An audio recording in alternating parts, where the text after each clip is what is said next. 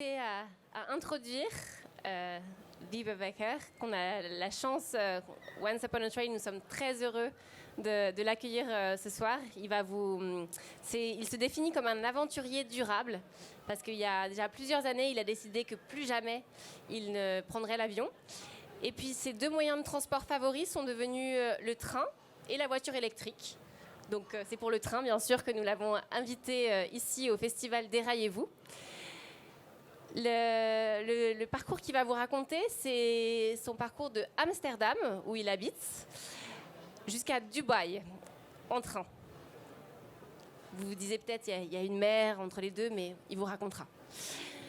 Donc, Wiebe WAKKER est hollandais et il parle anglais, mais rassurez-vous, pour ceux qui ne comprennent pas l'anglais, nous avons traduit son discours en dessous de ces slides que vous verrez à l'écran.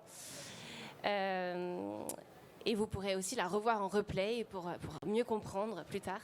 Parce que je rappelle que toutes les conférences sont enregistrées et en live streaming. Pour laisser un maximum de temps à Wiebe et également à vos questions, je te laisse la parole. Up to you. Thank you. Traveling by plane changes your day. Traveling by train changes your life. That's a subject I want to share about today. Being someone who cares about the environment and a lover of long-distance traveling doesn't combine really well. In this presentation, I want to show you how I've been dealing with that conflict and how the solution has not affected only my life, but also that of others. So like I said, traveling by plane changes your day. Traveling by train changes your life. But my biggest endeavor ever had nothing to do with either of those two options. Back in 2016, I challenged myself to drive without money and in an electric car from the Netherlands to Australia. To make it to Sydney, I asked people to plug me in with energy. On my website, plugmeinproject.com, people could select their location and they could offer me, or plug me in as I called it, with a meal, a place to sleep, or electricity to charge the car. And based on these offers, the route will be determined. So when I started, I had no idea how or even if I would get to Sydney, but I thought I'd just start driving and let's see how far I come. So about 1,800 people from 45 different countries sign up. And this also determined the route. So I went crisscross around the world, from the Netherlands to Italy.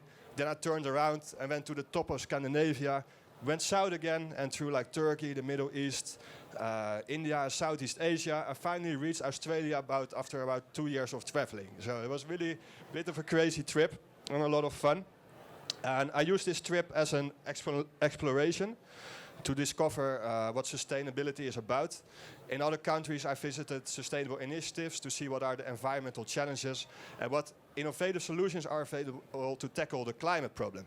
And also wanted to make a point about sustainability to prove the viability of electric cars.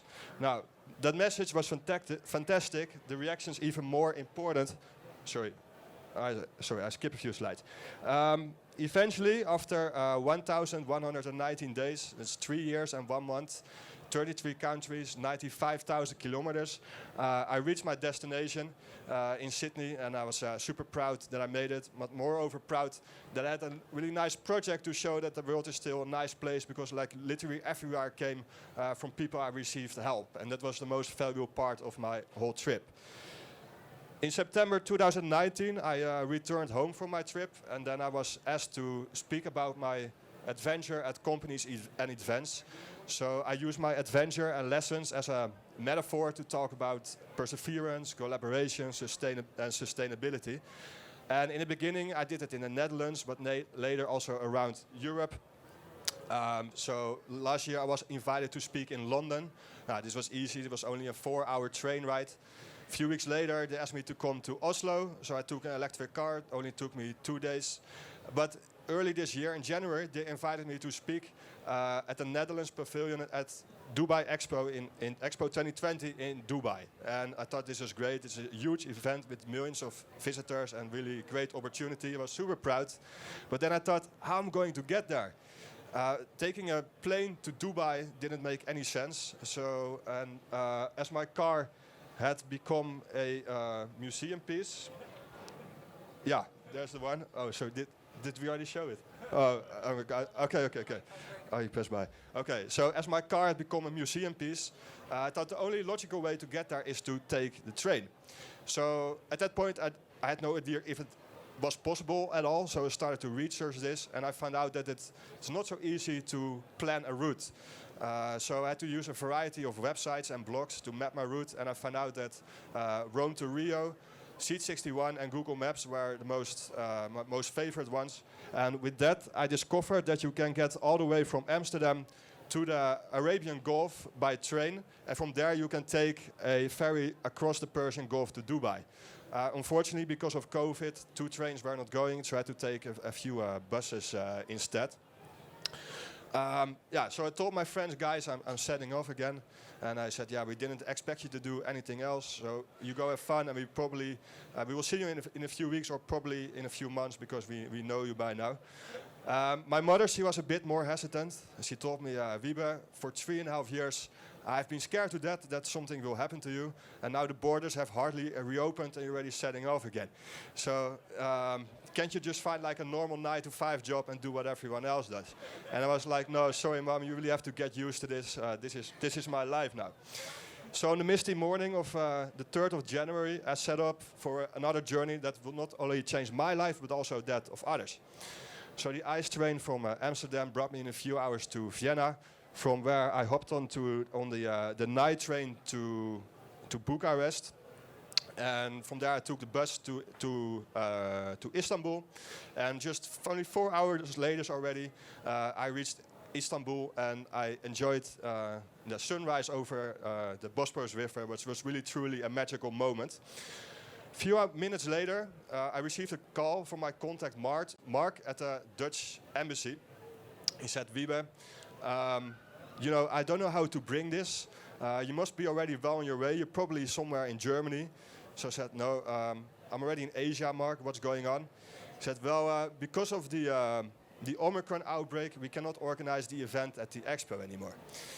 So I was like, oh man, damn. And suddenly my whole reason to travel to Dubai was gone. So I sat down, ordered myself a chai and a pita, and I thought of what to do, and actually immediately decided that I wanted to keep going. I had fun. I still had another talk in Abu Dhabi. By continuing, I could still make a point about sustainable transport. And I thought, as Dubai is the end destination, city of no limits, probably a new opportunity will arise. So the next day, I hopped on the high-speed train from Istanbul to Ankara. I traveled business class this time. In Europe, I never do this. I found this way too expensive, and I found normal class okay. But this time, it only cost me €9, so that was like opportunity I could not miss. When I announced my trip on LinkedIn, there was some guy from Ankara who saw the announcement, and he let me know, if you come to my city, please let me know, and I'm happy to welcome you. So he kept his word. He picked me up from the train station. He gave me a tour to Ankara, and we had dinner together. And I think, an encounter like this is really nice. If you travel solo, it can be quite lonely sometimes. So when there's some stranger who wants to show you around, and he can share my setbacks and challenges with him, that makes a trip like this really, really worthwhile. Now, the next day, jumped on a train that I will never forget. It's the Doğu Expressi from Ankara all the way to the east of Turkey. And this is what I like about slow traveling, like seeing the scenery gradually change. First in Holland and Germany, it was more urban. Later in Austria and Romania, it got more green and more mountainous. And now I'm like crossing through like beautiful snowy landscapes and frozen ice lakes, and it was really a beautiful adventure. Just like 16 hours later, I reached Erzurum, and there was some kind of party going on. It was really the end of a nice magical trip. And that whole 16-hour journey only cost me €3.50. It was crazy, 16 hours. I don't know how they managed to do that. So now I had to find a way to get to the Iranian border. I could not do this online, so I asked some guys for help. They brought me to the bus terminal, dropped me on the bus, and like in the middle of the night, I reached Doğu Bayezid. It's the final town before the Iranian border. Had 4 hours of sleep, and in the morning, I was picked up by my friend Suat. I knew him from when I passed by here with my electric car 6 years ago. This guy doesn't speak any English. All the time we communicate with Google Translate, but even though difficulties in communication. We have been friends for like 6 years. So with his car, he brought me to the border. Now, a few days before I started my trip, Iran announced that they will close their border for 15 days until the 9th of January because of the Omicron outbreak. And so I had to change my plan. Initially, I wanted to go there on the January 7th, stay 2 days longer in Turkey. But during the trip, I saw the Omicron case not really improving. And as Iran suffered a lot at the beginning of the pandemic, I thought they will probably play it safe and keep the border shut. And this turned out to be true. I stood there at the border, and it was closed. I could not go to Iran. So I called my mother and said, "Mom, I cannot go to Iran." And she says, "Well, I'm sorry because I know it was so important for you because by going to Iran you could do it without flying. But actually, I'm relieved because I thought this country is not so safe. So I'm glad you're not going." 2 seconds later, her mood completely changed because I tell her, "Well, Mom, I'm going for plan B, and that means I'm going to Iraq and Saudi Arabia instead." So, bam, she hangs up the phone. She says she thinks those countries are even less safe as Iran. So I had to double check if this route was. Sorry, I messed up the slides. I had to double check if this plan B was still possible, because maybe things changed. But there was hardly any time. My friend Suat already found a bus, and before I knew it, I was like on my way to plan B. So plan B is that I was now on my way to the Kurdistan region of Iraq. From there, unfortunately, I could not do it without flying, so I had to fly above Iraq and Syria to Jordan. From Jordan, I could continue by bus to Saudi Arabia, hop on a train to the capital, Riyadh, and from there it was only one bus ride away to the United Arab Emirates. Honestly, I was a little bit nervous. Other travelers already told me, like, you don't need to worry about the Kurdistan region of Iraq. It's an autonomous region within Iraq where there's no war or terrorists. But yeah, for me, I've never been there before, so it felt like going to Iraq, and I was a little bit nervous. So when I reached the capital, Erbil, in the morning at 6 a.m., guess what happened? There was some sound supposed to play, like, welcome to Kurdistan, welcome. So I really had the most amazing welcome. The guys were so friendly. They came to bring me tea and food. They wanted to take selfies with me. And from every individual in this photo, I had to take a selfie and edit it later and send it to them. And at night, I even ended up at a local barbecue with where they were playing traditional music. And I really got to experience Kurdistan in a very authentic way and really became one of my favorite countries. And next year I'm definitely going back by train. Also trying to find if they had a flying carpet, so I could not use that plane, but indeed this only exists in Disney movies. So one unavoidable flight brought me to Amman, the capital of Jordan. Again, a massively interesting city. I wanted to see more, but there was hardly any time. I needed to find that bus to Saudi Arabia. On the internet, I tried to Google that, but it just did not work out. So after walking around, I found an office where these two nice ladies sold me a ticket, and they told me to come back the next morning at 10 a.m. to hop on a bus. So when I came back, this girl on the right, she came to me and she said, "Sir, I want to thank you. I just started this job here a few weeks ago. Because my manager saw me speaking English with you, that got me the job. So traveling by plane changes your day. Traveling by train also changes someone else's life." So I started driving. Again, this was amazing. Just 3 days ago, I was in the snow in Turkey, and now I'm here in the dry desert with more Middle Eastern temperatures. It was a truly amazing trip. Had to cross the Saudi border, which was the longest and strictest border crossing I ever did. It was 5 hours, and they checked all bags, and the car had to go to X-ray. It was really crazy. And in the middle of the night, at 2 a.m., the bus just stopped in a town in Hayel, and they said, "Okay, you have to go off here." But it still was 20 kilometers to the town. Luckily, there was some passerby who wanted to give me a ride, but otherwise I had to probably walk that to the desert, which was not very convenient.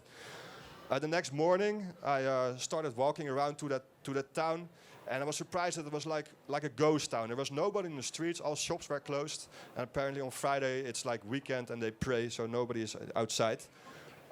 In the only supermarket that was open, some local, he came to me and he started talking with me. And a few minutes later, I'm in his car and he wanted to show me his city, which was super nice. And I was really positively amazed by this country, like the architecture, just as I've seen it in the Disney movies. This time it was true. He introduced me to foods that I'd never seen before. And he introduced me to like a family that lived on the edge of the desert in a tent. And again, it was really very warm welcome to an interesting new country. So my friend for a day even offered me lunch, and he made sure that I arrived at the train station on time. And when I got here, I thought like I was in the wrong place. There's a big taxi drop-off, and there was even a arrivals entrance and a departure terminal. It really looked like a typical airport. I even had to drop my suitcase at the transport belt, which was transported to the train.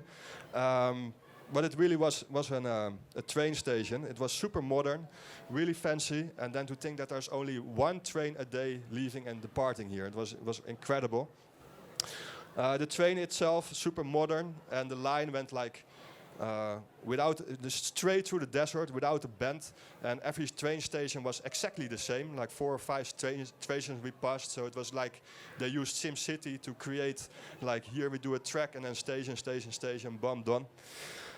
Even met the machinist of the train, was a nice guy. He wanted to show me his city, Rijad, which was a bit ugly city, not very special. So now we're getting really close to the finish of my trip. But first I want to show you some facts. On the whole trip to Dubai, I spent about... Hold on, we're skipping one slide.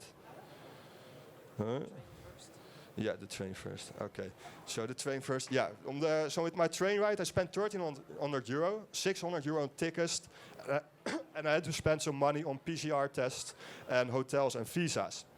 It was basically the detour what made it so expensive. On the way back, I went from Dubai to Iran and then the same route as I planned. And in that whole trip, I only spent 600 euros. So this detour to Saudi Arabia was very expensive, but about 600 kilogram emissions. If I would have taken a direct flight from Amsterdam to Dubai, was also 600 euros, but a lot of emissions. And I was surprised that even though I had to take one flight myself, I emitted 58% less CO2 emissions than compared to taking a direct flight. So I was really proud of that. So we're getting closer to the arrival. I hopped on a bus, which will bring me to the Emirates. And this was really interesting. I had to cross the world's longest straight highway, which went like 400 kilometers without the slightest bend. Crossed the border. This time it went smooth. And again, early morning, they dropped me off next to the highway. And I needed to find a passerby to make a hotspot so I can ping a Uber and so he can bring me to the hotel. I think it's great that you can cross the whole area like Arabia with public transport, but in terms of service, they can look a bit better at how we do it here in Europe. So I gave my talk there. The next day, I jumped on the last bus to Dubai, and slowly I saw that world-famous Burj Khalifa, the skyscraper appearing above the skyline. And so 17 days ago, I started this journey, and now I got here, dusty but happy, tired but very proud. I stood there in front of Burj Khalifa in Dubai. So I called my mother, and again, so I'm very close with my mother, as you can tell. And I told her, like, Mom, I made it. And she said, yes, I know. And I'm really glad that you did it, she says. And she says, she now says something that really sums up the essence of my trip. She says, I've been so amazed by all the countries that you brought from, all the stories that you brought from countries that terrified me at first. It's been really an eye-opener to see how welcoming and how friendly you have been received by locals, and really changed my perspective on these countries. And for me, that's really what traveling is about. It's not, it didn't only change my life, but also that of the people I met and of those who followed me. So for now, safe, sustainable journey, and please remember, traveling by plane changes your day, traveling by train changes your life. Thank you.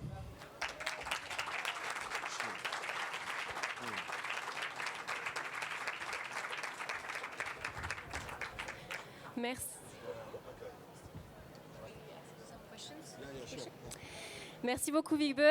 J'espère que son voyage vous a fasciné. Et on va avoir vraiment, le temps pour une question avant la clôture.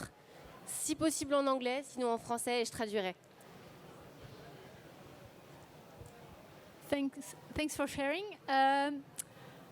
If I, a woman, wanted to do this trip, maybe you've been asked this question a million times, but I think half maybe of this room would be interested in the answer.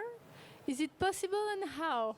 Yeah, I had this question indeed a few times before, and I found it very hard to answer this question because I cannot really, how do you say that, move myself into those men and people, how they think. Like for me, they were super friendly, and I have met some other women also who've been to those areas, and they never had problems. But yeah, you hear some stories sometimes. So I found it really hard to answer that question. But at least like Turkey, Iran, it's very safe for women also to go there solo. In those other Arabian countries, I think it could be safe also, but I don't dare to give like a full answer on that. Yeah. We have one more question here. Yeah, sure. Ton voyage a duré combien de jours? How long was your trip? This trip was 17 days from Amsterdam to Dubai. 17 jours, voilà.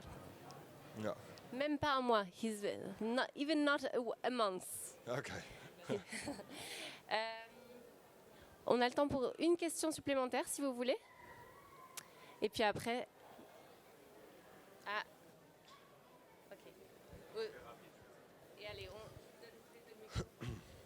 I was wondering about like tickets bookings and everything. Was it? Bon, parfait. Many cases in which you had to go on the spot to ask for the ticket. Like some buses were not at all online. You couldn't find any info online. Yeah, most of that I did manage to do beforehand. At least for all the train tickets, those I could definitely always find online. But I always had to use like the local operator, like the local SNSF or whatever it's called. And there's not like one website where you can book the tickets. But for local buses, it's sometimes a bit harder to find that online. For Turkey, it was really easy because their bus ride is really common. But in Jordan was hard. But was more, Jordan was hard, and Arabia was also easy actually. Like Saudi Arabia, there you can also train bus very easy, very well organized. Also their websites and infrastructure. But it was mostly Jordan and like Kurdistan, where it was a bit less developed. I did use Interrail. No, I just bought all the tickets separately. Yeah. Yeah, pleasure. Thank you very much, Wiebe. On va maintenant s'aventurer vers la clôture de ce festival, mais aussi une ouverture vers le futur. Parce que vous avez bien compris, pendant ces 2 jours, c'est vers le futur qu'on veut se projeter. Vers le futur du train, vers le futur du voyage en train, vers le futur de notre planète plus verte, plus durable. Et donc, du coup, dans quelques minutes, nous allons accueillir notre présidente, Samuela Bourdio, en compagnie de François Meyer de Fer de France, une entité qui représente le secteur ferroviaire dans son ensemble. Et puis, soyez patients, à 18h30, nous tirerons les prix de la tombola. J'espère que vous êtes tous passés dans le stand de OUAT, acheter un petit billet de tombola. Il y a 40 lots à gagner, dont des passes Interrail et des tickets Thalys, une chambre d'hôtel dans un super hôtel de montagne, accessible en train, bien évidemment. Donc, vous avez encore quelques minutes pour aller acheter des tickets de tombola à 5 € au stand OUAT. Et puis on clôturera dans la joie ce festival qui nous a tous réunis.